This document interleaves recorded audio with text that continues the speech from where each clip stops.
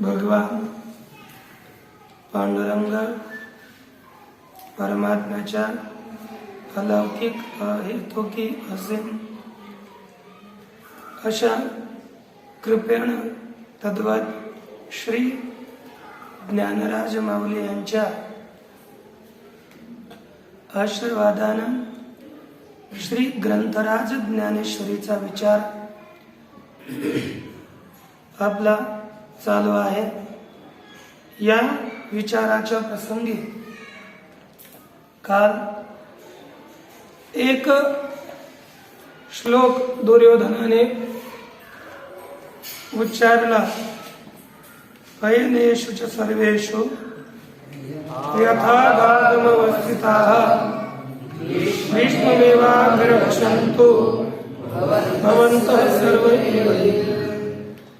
या श्लोकाद्वारे सर्वच योद्ध्यांना सांगतोय की तुम्ही भीष्म पितामहाचे रक्षण करावे। भीष्म पितामहाचे रक्षण अन्य योद्ध्यांद्वारा करण्याची का आवश्यकता? ते स्वयं इतके समर्थ आहे की स्वतः सर्व योद्ध्यांचा नाश करण्याकरता सामर्थ्य त्यांच्यामध्ये असताना सुद्धा भीष्म पितामहांचंच रक्षण करा, हे का करावं, का म्हणावं असं? एक स्तुती म्हणून अथवा गरज म्हणून सुद्धा. कारण की स्तुती म्हणून तर भीष्माचे रक्षण करावे हे ठीकच आहे, आणि सेनापतीचं रक्षण केलं तरच सगळा दळभार सैन्य समुदाय हा सामर्थ्यशाली होत असतो. असं भीष्माने दुर्योधनाने सर्व योद्ध्यांना सांगितलं. विशेषतः दुर्योधनास एक भीती वाटत असे की भीष्मजी नाही राहिले तर पुढील कौरव पांडवांचं आणि अन्य सोमवंशी योद्धे व इतर योद्ध्यांचा वध कोण करणार. भीष्म पितामहामध्ये इतकं सामर्थ्य होतं. एक युद्धाच्या आरंभाची गोष्ट आहे. सगळी सेना युद्धाकरता सुसज्ज झाली असताना दुर्योधन हा दुःशासनाकडे गेला, आणि कारण की जी मनात गोष्ट असते ती एकाकडे सांगितली जात नाही. अगोदरच ती गोष्ट दुःशासनाकडे सांगितली होती. दुःशासनापुढे दुर्योधनाने काही वचन उच्चारली. तो दुःशासनाला म्हणतो, दुःशासन रथास्तूर्णम युज्यंताम भीष्म रक्षण. लवकर ताबडतोब तात्काळ भीष्माचं रक्षण करणाऱ्या शरथ जोडून ठेव. भीष्माच्या रक्षणाकरता रथ लावावेत. कारण की तू सैन्य लाव, सगळं सैन्य आणि काळाच्या सर्वांनी शीघ्रम त्वम अनुचोदय, सगळे सैन्य भीष्माच्या रक्षणाकरता तू जोडून ठेव. तो म्हणतो की हा काळ फार मला जे अनुमान होतं तो काळ आता प्राप्त झाला. ससैन्य पांडवांचा आणि कौरवांचा समागम या युद्ध क्षेत्रामध्ये झालेला आहे. आता इथून पुढे मला असं वाटतं की दुसरं कोणतंच कार्य करू नये. नातः कार्य तमम म्हणणे रणे भीष्मस्य रक्षणात. इथंच बोलतोय असं नाहीये, दुःशासनाकडे सुद्धा तो अगोदर सांगतोय की मला भीष्माच्या रक्षणापेक्षा दुसरं काही करावं असं वाटत नाहीये. एकमेव कार्य करावं म्हणजे श्री पितामह भीष्मांचं रक्षण करावं. एवढी आवश्यकता का भासली? एवढा दुर्योधन का घाबरतोय की भीष्माचा मृत्यू होऊ नये? बरं, ते रक्षण करण्याकरता समर्थ आहेत ना, त्यांच्या रक्षणाकरता इतकी चिंता करण्याची आवश्यकता नाहीये. आणि तो कशामुळे म्हणतोय? जर भीष्म पितामहांचं आपण रक्षण केलं तर पार्थान सोमकांश्च सैंद्रयनयान हान्यात, ते एकटेच पांडव पुत्र सोमवंशीय आणि सस्रंजय वंश जे लोक सस्रंजय लोक आहेत त्या सर्वांचा वध केवळ पितामह भीष्म करू शकतील. ते मारतील, म्हणून भीष्माचे रक्षण करावे. भीष्माचे रक्षण का करावं? कारण की एक सगळ्यात मोठी समस्या होती. ती समस्या आता अगोदर दुर्योधनाने दुःशासनापुढे मांडलेली आहे. कोणते? त्यावेळेस सांगितलं, तो वाक्य सांगतोय की अप्रविच्छ विशुद्धात्मा नाहम अन्याम शिखंडिनम. त्याने एक वाक्य, याच्यापासून भीती. कारण की पितामह भीष्मांनी सांगितलं होतं मी शिखंडीला मारणार नाही, शिखंडी आला तरी युद्ध त्याच्या बरोबर करणार. बरं, शिखंडी त्याच्याबरोबर युद्ध नाही केलं तर शिखंडी डायरेक्ट मारून टाकली. त्याच्यामुळे फार भीत होता. भीष्माच्या वधापासून भिण्याचं एकच कारण तो म्हणजे शिखंडी. सगळ्यांबरोबर पितामह भीष्म युद्ध करणार, बस करणार नाही शिखंडी बरोबर. मग शिखंडी पासून याचे रक्षण, शिखंडी आले तर पितामह भीष्म दुसरीकडे युद्ध करू लागतील तर शिखंडी मागून बाण सोडून मारून टाकेल. तर भीष्म पितामह एवढे मारतील का बरं? त्यांच्याबरोबर युद्ध करणार नाहीत. पितामह भीष्म मानत होते की श्रूयते श्री यशो पूर्वम तस्मात वर्जो रणे मग, हे असं बोललेले कारण की ही पूर्वी स्त्री होती असं ऐकलं जातं, म्हणून या ठिकाणी मी स्त्री बरोबर युद्ध करणार नाही, म्हणून तो शिखंडी माझ्याकडून वर्जनीय आहे, मी त्याच्याशी युद्ध करणार नाही. आता कथत आहेच आहे अंबा अंबालिका इत्यादी स्त्री झालेली आहे, या वचनामुळे तो त्यांच्याशी युद्ध करणार नाही. म्हणून दुर्योधन म्हणतो दुशासनाला, दुशासन सगळ्याच सैनिकाने अगोदर शिखंडीला मारण्याकरता प्रयास करावा. शिखंडीच्या वधाकरिता सगळे माझे जितके असतील तितक्या सगळ्यांनी शिखंडीच्या वध करता प्रयास केला पाहिजे. अगोदर तो मारावा, नंतर दुसरं बात आहे. आणखी म्हणून जितके योद्धे आहेत, प्राच्य दिशेतून, पूर्वीच्या दिशेतून आलेले, पश्चिमेच्या दिशेतून आलेले, दक्षिणेतून आलेले, उत्तरेतून आलेले सगळेच योद्धे, तथा प्राच्या प्रतिष्ठाश्च दक्षिणात्योत्तरा पथाः सर्वथा स्त्रेषु कुशलास तेच रक्षन्तु पितामह. म्हणून त्यांना आदेश दिला सगळे आश्रमांमध्ये कुशल असणारे त्यांनी केवळ पितामह भीष्मांचंच रक्षण करावं, त्यांच्याच एकट्याचं रक्षण करावं. जर रक्षण नाही केलं तर आता युद्ध करणार नाहीये. जसा सिंह आहे एखादा, तो कोणाशी युद्ध करणार नाही. सिंहाचं जर रक्षण नाही केलं तर लांडगे सुद्धा त्याला मारून टाकतील. त्याचा तो स्वतः प्रयास करणार नाहीये, तो दुसऱ्याला ते म्हटलं की मी आता कोणाशी शिकार करणार नाही तर लांडगे सुद्धा फाडून टाकतील ना. त्याच्याकरता पितामह भीष्म एवढे सिंहासारखी व्यक्ती, परंतु जर शिखंडी बरोबर युद्ध करणार नसेल तो शिखंडी म्हणजे लांडगा आणि पितामह म्हणजे भीष्म, सिंह म्हणजे पितामह भीष्म, तर हे सुद्धा मारून टाकेल. म्हणून एक त्याने शब्द वापरला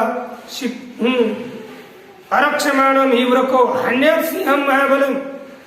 महाबलशाली सिंहाला सुद्धा ज्याची रक्षा केली जाणार नाही अशा सिंहाला, महाबलशाली सिंहाला सुद्धा एक लांडगा फाडून मारून टाकेल जर तो युद्ध करणार नाही त्यावेळेस. महासिंहम जमुखेनेव घातयामह शिखंडीना. अरे ज्याप्रमाणे जंबू कोल्यानं सिंहाला मारावं त्याप्रमाणे शिखंडी कळून आम्ही पितामह भीष्माचा वध होऊ देणार नाही, हे पावलं जाणार नाही. काय समस्या आहे याच्यातली? कारण की युधामन्यू आणि उत्तमौजा, कारण जे युद्ध क्षेत्रामध्ये जात असताना आपला रथ घेऊनच कुठे पळवणं हे बरोबर नाही राहत. जिथे जिथे योद्धा तो जातोय त्याच्या, कारण की योद्धा काय करणार, किती रक्षण करणार? आपल्या चक्राचं रक्षण करणार, रथाचं रक्षण करणार, घोड्याचं रक्षण करणार, मागून रक्षण करणार, पुढून रक्षण करणार, कुठून रक्षण करणार? तो बस केवळ पुढच्याशी युद्ध करणार. म्हणून युद्ध करत असताना त्या योद्ध्याच्या चक्राच्या रक्षणाकरता सुद्धा सेना ठेवली जाते, मागून रक्षणाकरता सुद्धा सेना ठेवली जाते आणि पुढे तो स्वयं युद्ध करतोय. म्हणून अर्जुनाच्या दोन्ही रथाच्या चक्राचं रक्षण करण्याकरता युद्ध आणि युधामन्यू आणि उत्तमौजा हे नियमिलेले होते. तत्पश्चात आणि हे दोन रक्षक प्राप्त असताना साक्षात अर्जुन शिखंडीची रक्षा करते, कारण की शिखंडीची रक्षा एकमेव पितामह भीष्माच्या वधाचं कारण आहे.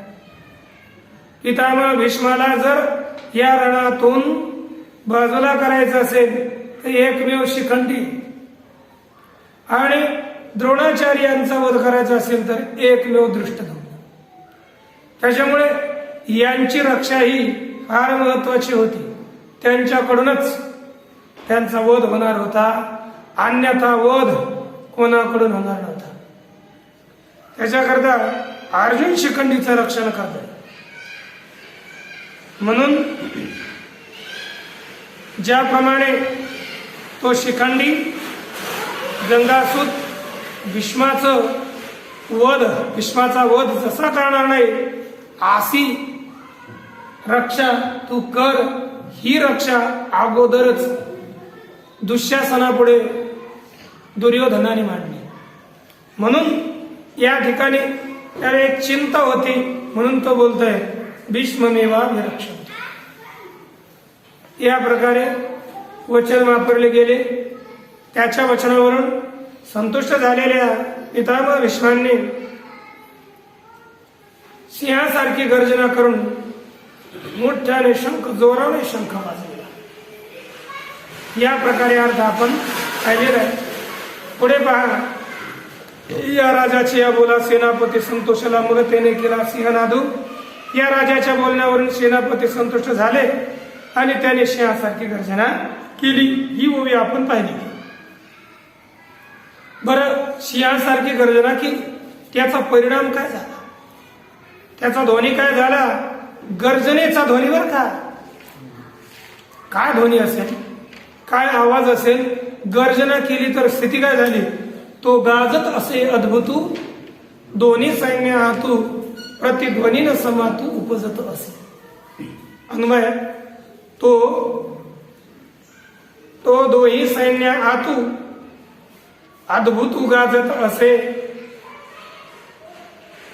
आद्यारित प्रत्ययाचा प्रतिध्वनी न समातू उपजत असे. अर्थ, तो ध्वनी, तो सिंहनाद, सिंहासारखी जी गर्जना केली असा जो ध्वनी आहे, दोन्ही सैन्य आतू अद्भुत गाजत असे. दोन्ही सैन्यामध्ये विलक्षण गाजला, दुमदुमला, अतिशय दुमदुमला. त्याची ध्वनी दोन्ही सैन्यामध्ये दुमदुमली.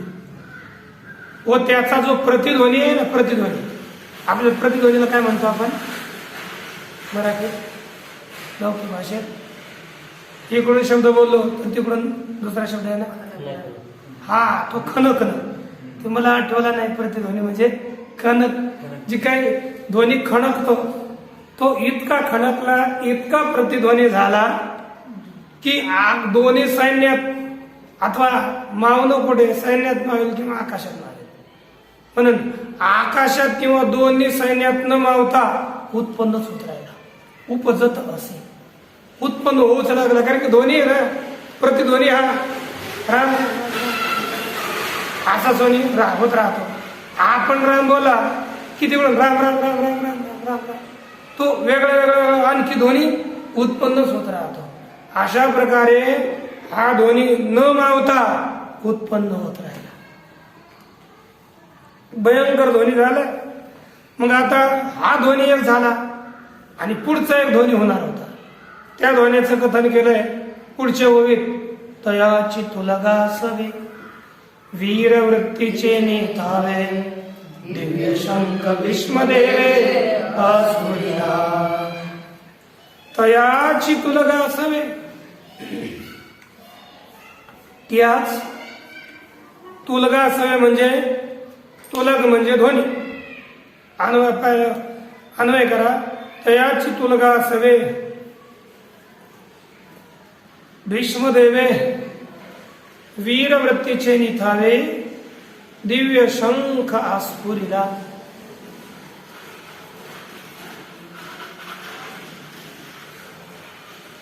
या ठिकाणी तुम्हाला पदाचं व्याख्यान सांगतो. तयाची तुलगा असावे इतकं पद झाल्यानंतर पुढे शंखम दद्नो प्रतापवान याचं व्याख्यान वीरवृत्तीचे निथावे याच्या अगोदरच, म्हणजे वीरवृत्तीचे निथावे हे शंखम दद्नो प्रतापवान याचं व्याख्यान.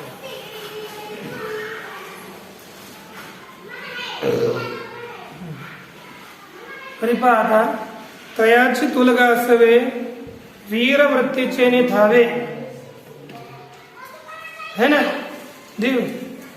आता अन्वय, तयाची तुलगा असावी, त्याच तुलगा सवे, सवे म्हणजे बरोबर, तुलग म्हणजे प्रतिध्वनी, त्या प्रतिध्वनी बरोबरच भीष्मदेवांनी, आता देव जो शब्द वापरलाय ना खरा, तो प्रकाशत्व प्रतिपादन करतोय. प्रकाशित तेजस्वी भीष्मदेव, तेजस्वी अशा भीष्मांनी वीरवृत्तीचे निथावे, वीरवृत्तीच्या बळाने, थावे म्हणजे बळाने, वीरवृत्तीच्या बळाने, वीरवृत्तीच्या जोराने, वीरवृत्तीच्या शौर्याने दिव्य शंख आस्फुरिला, दिव्य शंख वाजविला.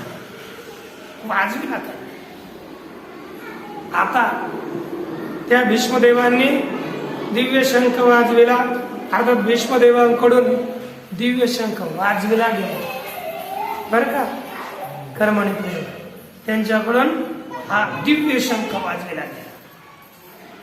आता एक ध्वनी गर्जनेची ध्वनी, दुसरी ध्वनी शंखाची ध्वनी. आता दोन्ही नाद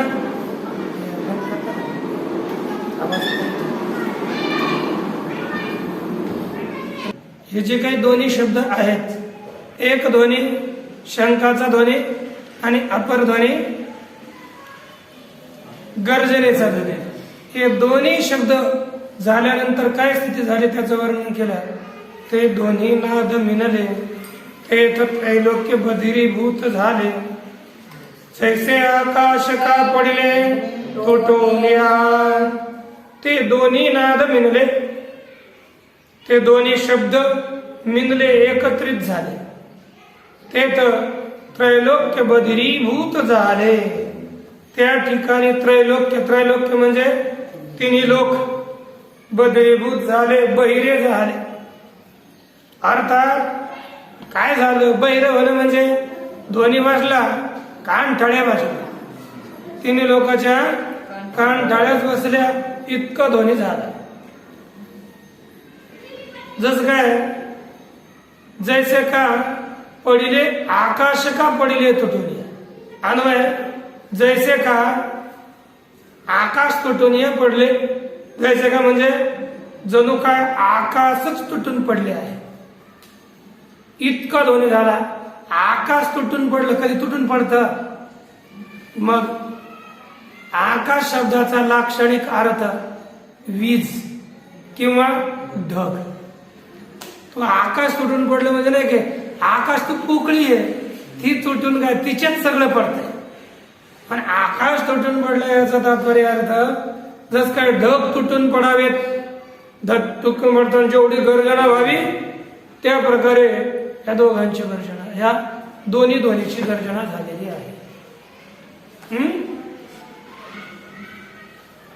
काय झालं, यामुळे गडगडीत अंबर, उचंबळत सागर, क्षोभले चराचर कापत असे.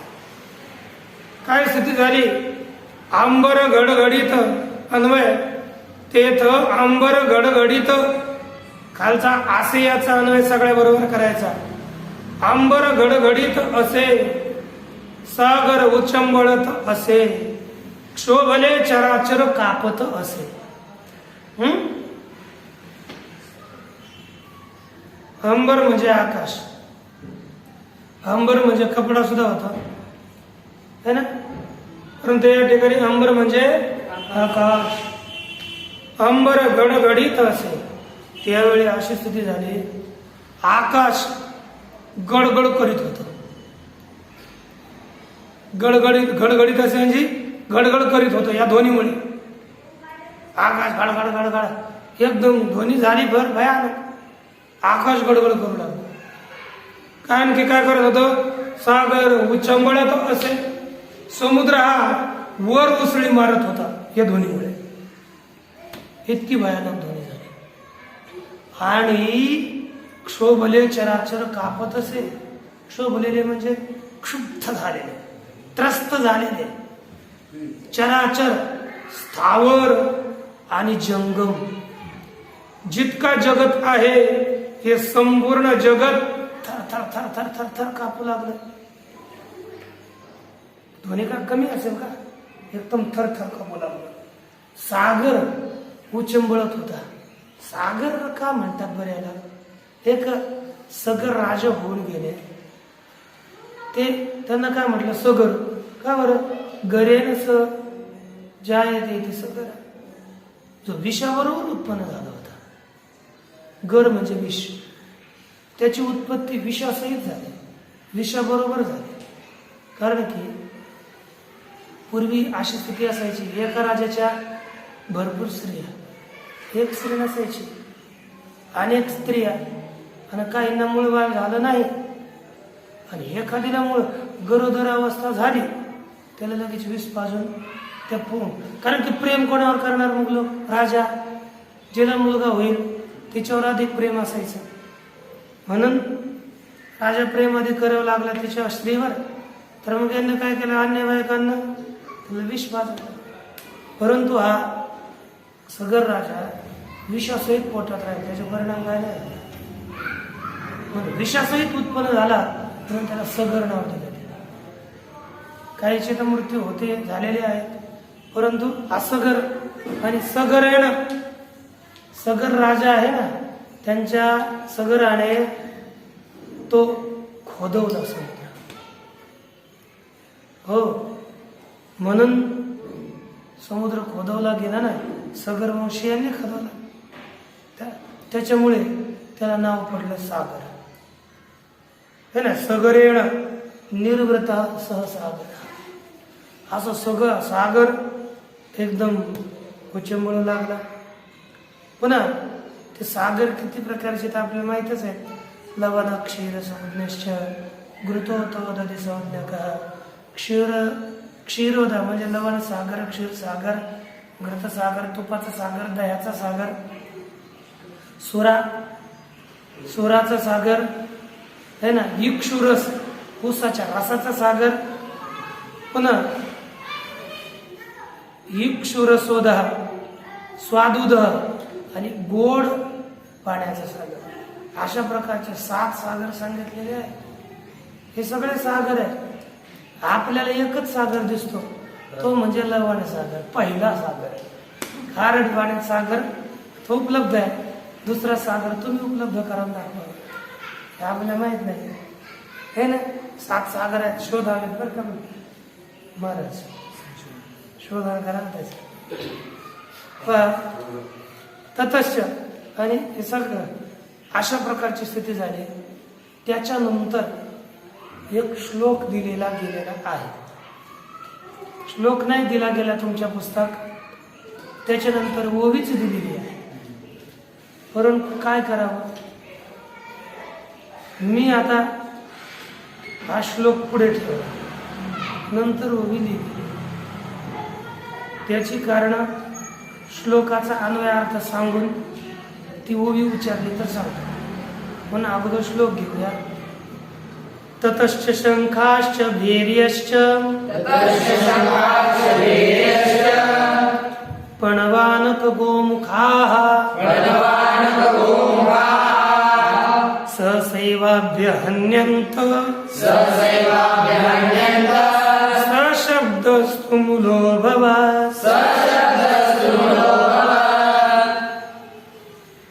ततः शंखः च भैर्यः च पणवानक गोमुखाः सहसा एव अभ्यहन्यन्त सशब्दः तु मूलः अभवात्.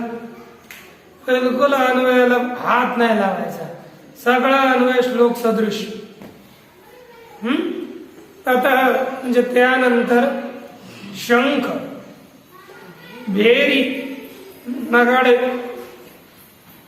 प्रणव, ढोल, आनक, मृदंग, गोमुख, याला रणशिंग म्हणतो आपण. शिंगाडा मराठीमध्ये कोणी कर्ण बोलतात, करणे, हे की नाही, वाजवलेला मोठाले करणे शिंगाडे म्हणतात मराठी, है ना. अशी शिंगाडे सहसा एव अभ्यहन्यंत. सहसा म्हणजे एकदम, अभ्यहन्यंत म्हणजे वाजविली गेली, एकदम वाजविली. तो सहशब्द, हा तो शब्द ध्वनी तुमुला अभावात महान झाला, अतिशय ध्वनी झाला, भयानक ध्वनी झाला. किती झाला? एकदम भयानक. या प्रकारचा ध्वनी झाला. हा श्लोक दिलाय. या श्लोकाच्या अगोदर एक ओवी होती. तेने महाघोष गजरे दुम दुमी ताती गिरी कंदरे तव दळा माझी रणतुरे आसपुरिली. ही ओवी या श्लोकाच्या अगोदर सर्वच ज्ञानेश्वऱ्यांमध्ये लिहिलेली आहे. म्हणजे ही ओवी लिहिली ती अगोदर आणि श्लोक नंतर असंच लिहिलंय ना. परंतु एक हा श्लोक मागच्या श्लोकांशी जोडून एक लिहावा तर अतीव उत्तम. म्हणजेच तस्य संजनेन हर्षम कुरुवृद्ध पितामह सेनादं विनद्य शंखम दद्मो प्रतापवान व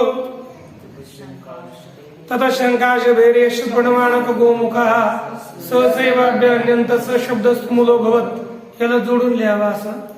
नंतर या सगळ्या पुढच्या ओव्या टाकाव्यात असं वाटतं. अथवा म्हणजे हा उत्तम पर्याय, हा सगळ्यात उत्तम पर्याय. नाहीतर या वरच्या ओवीला खाली लिहावं. परंतु मागच्याशी जोडलं तर फार चांगलं. का असं का म्हटलं जातं याचं कारण हवंय ना. एक श्लोकामध्ये काही पद असतात. श्लोकातील पदाचं व्याख्यान हे त्या श्लोकाच्या खाली केलं जातं अगोदर नाही केलं जात ना. इथे एक पद दिलंय,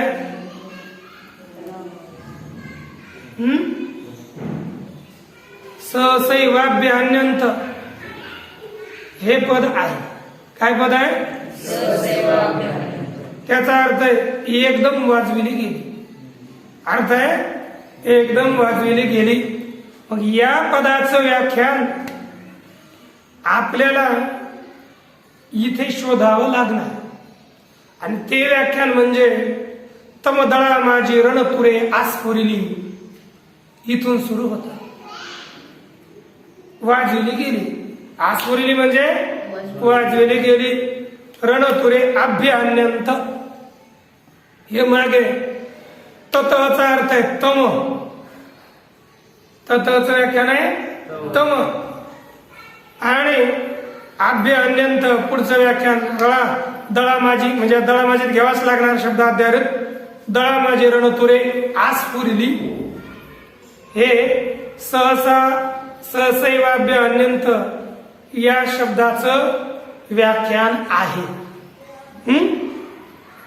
म्हणून हा श्लोक थोडा खाली घेण्याचा प्रयास केला. एवढंच नाहीये, एकच प्रयोजन नाहीये की श्लोक तुम्हाला तिथे घ्यावा लागेल. सहसैवाभ्य अन्यंत मागे पद दिलंय आणि आसपुरिली हे पद खालच्या दीड ओवीमध्ये त्याची आवश्यकता पडते. म्हणून आसपुरिली या ओवीच्या नंतर म्हणजे या श्लोकाच्या नंतर ही ओवी ठेवली किंवा हा श्लोक मागे ठेवावा एवढं करावं. तेव्हा शब्दार्थ या ओवीचा होईल. ऐकावा अन्वय. तेने महाघोष गजरे गिरी कंदरे दुमदुमी ताती तम दळा माझी रणतुरे आसपुरिली. हा उपसर्गपूर्वक स्वरसंचलन धातूपासून आसपुरिली हे रूप बनलेलं आहे. तेणे महाघोष गजरे त्या महाघोषाच्या गजराने म्हणजे महांच्या घोष इथे महाघोष महाध्वनी भयंकर ध्वनी त्याच्या गजराने, त्याच्या दुमदुमण्याने, त्या गजराने अर्थात आवाजाने, गजर म्हणजे आवाज, त्या घोषाच्या आवाजाने काय स्थिती झाली? गिरी कंदरे दुमदुमिताते. गिरी म्हणजे पर्वत. का बरं पर्वत म्हणतात? गिरती दारयती पृथ्वी इति गिरी. पर्वतामुळे पृथ्वीची स्थिती आहे. आपण पर्वत तोडतो ना, पृथ्वीची स्थिती नंतर संतुलन बिघडेल. कारण की जसा तुम्हाला माहित असेल, एखादा किलो 2 किलो पदार्थ असेल, तर आता त्यांची समतोल स्थिती ठेवण्याकरिता जिकडून पदार्थ कमी असेल तिथे तो पदार्थ जोडला जातो, ठेवला जातो. तशीच ही पृथ्वी आहे. पृथ्वी एक ठिकाणी उंच, एक ठिकाणी खाली. कारण की काही ठिकाणी जिथे पर्वत पहाड आहेत तिथे तो भाग तिथे ठेवावा लागला, आवश्यक झाला, म्हणून तो पर्वत तिथे थांबलेला आहे. म्हणून या गिरी शब्दाची व्युत्पत्ती करत असतानाच ही आताची केलेली नाही, फार पुरातन व्युत्पत्ती आहे. आज आपण पर्वत तोडतो, पर्वताचा भंग होत आहे, परंतु यानं संतुलन पृथ्वीचं बिघडेल नंतर. म्हणून याची व्याख्या केली, गिरती दारयती पृथ्वीमिती गिरी. पृथ्वीला जे धारण करतात, समतोल ठेवतात, अशी आहेत पर्वत. दुसरे आणखी दुसरं आहे अथवा ग्रीयते स्तूयते गुरुत्वात इति गिरी. ज्याची स्तुती केली जाते, कारण की भारी आहेत ना, गुरु आहेत ना पर्वतांची. मग काय पर्वत श्रेष्ठ आहे? हिमालय पर्वत म्हणजे सगळ्यात उत्तम पर्वत आहे की नाही? या प्रकारे स्तुती केली जाते पर्वतांची, म्हणून त्यांना गिरी म्हटले जातं. 2 उत्पत्ती आहेत असे. गिरी आणि कंदरा. कंदर म्हणजे काय? केन जलेन दीर्यते विदार्यते इति कंदरा. क म्हणजे जल, पाणी, त्याच्याद्वारा विदीर्ण केली जाते.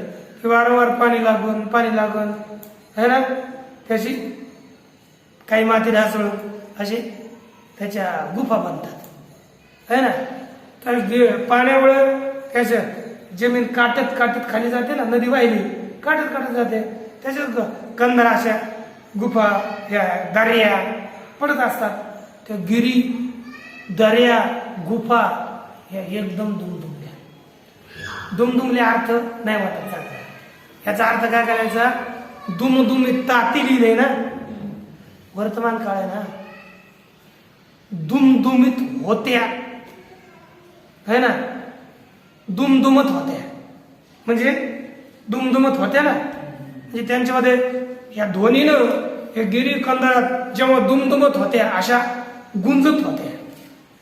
त्याच वेळी जेव्हा गुंजत होत्या तेव्हा दळा माझी रणतुरी आसपुरली. त्याच वेळी सैन्यामध्ये, त्या कौरवांच्या सैन्यामध्ये रणतुरे म्हणजे रणवाद्य वाजविली गेली, एकदम वाजविली गेली. आता हे लक्षात ठेवा, दुमदुमिता ते तुम्ही लिहून घ्या, तिथे अर्थ नसेल. दुमदुमत होत्या तेव्हा, जेव्हा दुमदुमत होत्या,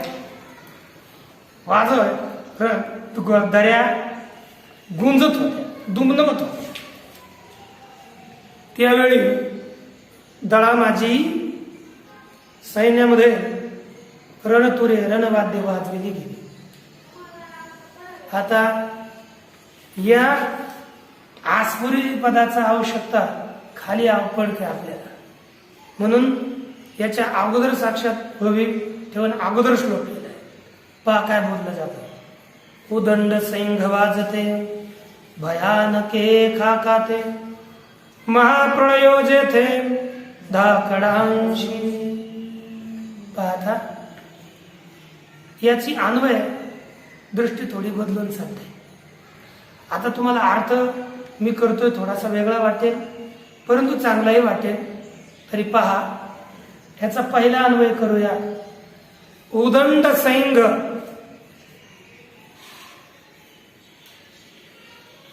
असं का?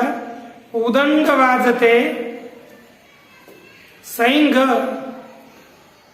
भयानके खा खाते आस्फुरली. जेथ धाकडांशी महाप्रलयो. अर्थ सुद्धा लिहित चाला, लक्षात ठेवा. आता पहा, एक शब्द आहे उदंड. उदंड शब्दाचा अर्थ आहे विपुल, अनेक प्रकारची म्हणून आपण अनेक भरपूर. उदंड पाहिले, उदंड ऐकिले, उदंड वंदिले क्षेत्र. आपण काय म्हणतो, अरे मी भरपूर पाहिलं, अनेक पाहिलं, एक नाही पाहिलं, कित्येक पाहिलं, म्हणजे विपुल हे का नाही. उदंड म्हणजे अनेक प्रकारची. वाजते, वाजते माहिती आहे, वाजते, वाजतेचा अर्थ काय करा. वाजते म्हणजे जे वाजले, जे वाजलं, वाजणार, वाजणारे, वाजते. शत्रुप्रत्यांचा वर्तमान काळात वाजते म्हणजे वाजणारे कोण. जर आता वाजणारे याचाच अर्थ आपण वाद्य घेतलं, वाजणारे कोण असतात, वाद्य. नाहीतर आपण काय करायचं, वाजते मागच्या ओळीतून आणायचा रणतुरे. वाजणारे रणवाद्य है ना. अनेक वाजणारी रणवाद्य काय केली. सैंघ भयानके खा खाते. सैंघ म्हणजे निरंतर, एकसारखे, निरंतर एकसारखी. भयानक म्हणजे भयंकर. खा खाते म्हणजे कर्कश. खा खातेचा अर्थ काय, जसं जसं काय खायला निघाली असेल, कर्कश. दात वाढल्यानंतर वाटतं कर्कश, तसं खायला निघलं असेल. कर्कश. आस्फुरली म्हणजे वाजविली गेली. ठीक ना. जेथ ज्या ठिकाणी, ज्यामध्ये धाकडांशी महाप्रलय, धड धाकटांना, बलवानांनाही महाप्रलयच वाटला, इतकी ध्वनी वाजली. अथवा दुसरा अन्वय घ्या. दुसरा अन्वय, भयानके खा खाते, उदंडे वाजते, उदंडे वाजते, रणतुरे, आद्यार्थपद रणतुरे. सैंघ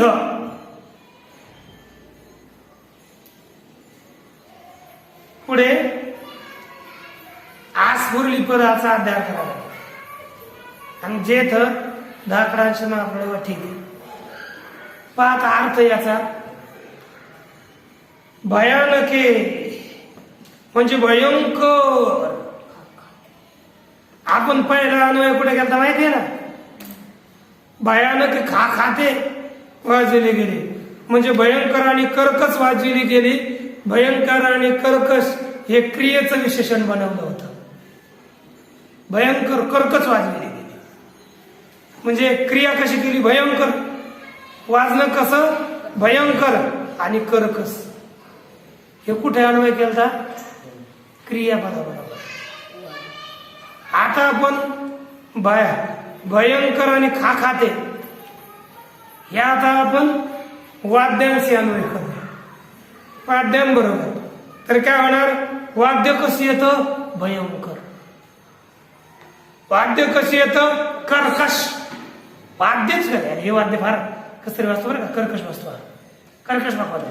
बोलतो की नाही, आवाज चांगला नाही, कर्कश आवाज येतो. तर पेटीचा स्वर वरती गेला खालती गेला तुम्ही पाहता है ना, आमचाच कुठेतरी जातो. त्याच्यामुळे पहा, भयानके, भयानक, भयंकर. खा खाते म्हणजे कर्कश, कशी, उदंड, विपुल. कोण, वाजते, वाजणारे. काय, रणतुरे. कर्कश वाजणारे, भयंकर वाजणारे अशी रणवाद्य काय केली, सैंघ आस्फुरली. सैंग शब्दाचा दुसरा अर्थ एकदम काय गेली, एकदम वाजविली गेली. जेथ ज्या ठिकाणी 10 महाप्रलय हो, मोठमोठ्यांना बलवानांना महाप्रलय वाटलं. आता एवढी भयंकर वाद्य आणि ती एकदम वाजल्यानंतर काय होतं? हा, साधारण 2-4 पखवादे एकदम वाजल्यानंतर समस्या होते. तर एवढी भयंकर वाद्य एकदम वाजविली गेली तर मोठमोठ्यांना भीती वाटणारच आहे. मोठमोठ्यांना प्रळय काळ आला असं वाटलं. या प्रकारे या शब्दांचा अर्थ आपण पाहिला. ओम ओम पूर्णमद